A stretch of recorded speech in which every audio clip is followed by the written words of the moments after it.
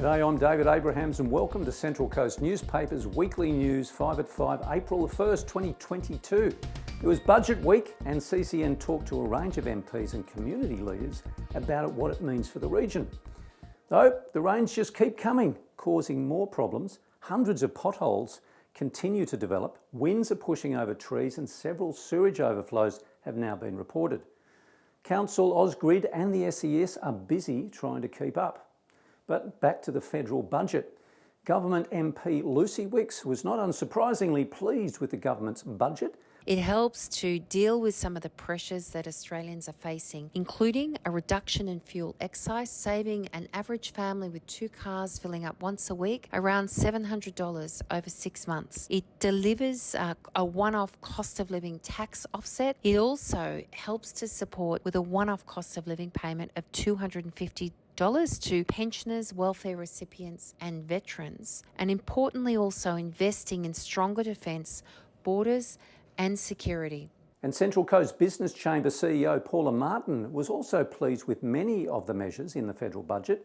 We spoke to her earlier today. For the Central Coast in particular, we did see quite a significance on infrastructure spend and infrastructure projects like the widening of the Pacific Highway up in the Wyong area, the investment into Wyong, the $1 billion infrastructure investment expansion to create a faster rail scenario for our region. And on the other side of the ledger, opposition MP Emma McBride was less than impressed, pointing to a lack of commitment to solve the housing shortages and the crises in aged care.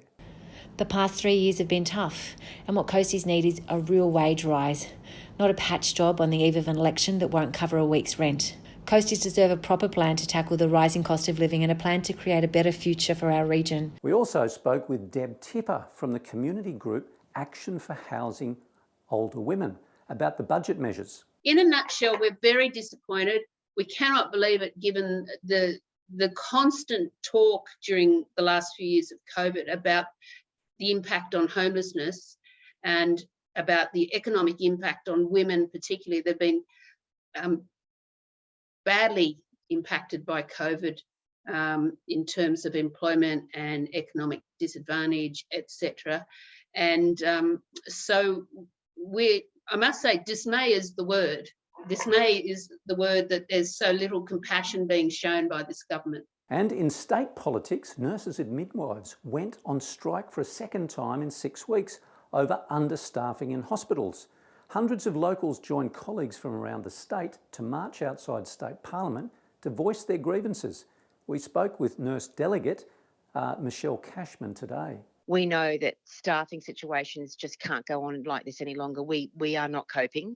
Despite the rhetoric that we hear from the government, that is not true. We are not coping. And when the nurses say they're not coping, it means the health system is not coping because we are the biggest part of the health system. And there's just not enough of us anymore to do the care for the patients that is required. And local medical researcher from Terrigal, Professor Julie Redfern, received a second significant award this week for her work into heart patient recovery.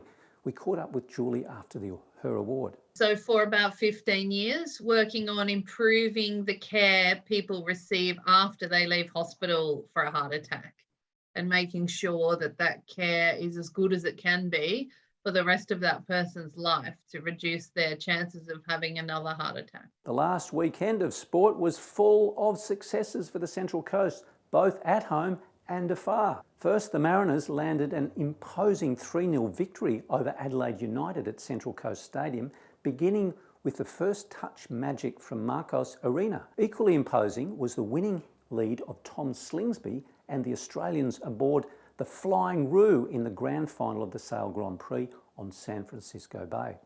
The Gosford Sailing Club alumni helmed the Roo to victory against the Japanese and American boats, and so remains the only helmsman to lift to the rather heavy-looking trophy after 2 seasons. Now, see our website for the full account of all these stories written by local journalists from the region's largest newsroom. All can be found without a paywall and in this week's print editions of Coast Community News, the Coast Community Chronicle and the Pelican Post.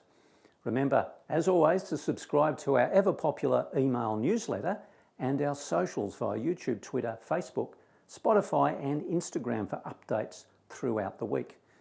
Now we leave you this week with a word from Abby Toole of the Little Quirks, now back from touring the US with her new single, appropriately called The Rain. Have a good, snuggly weekend. I'll go out in the rain and find myself some love along the way. 'Cause lately I'm in disarray.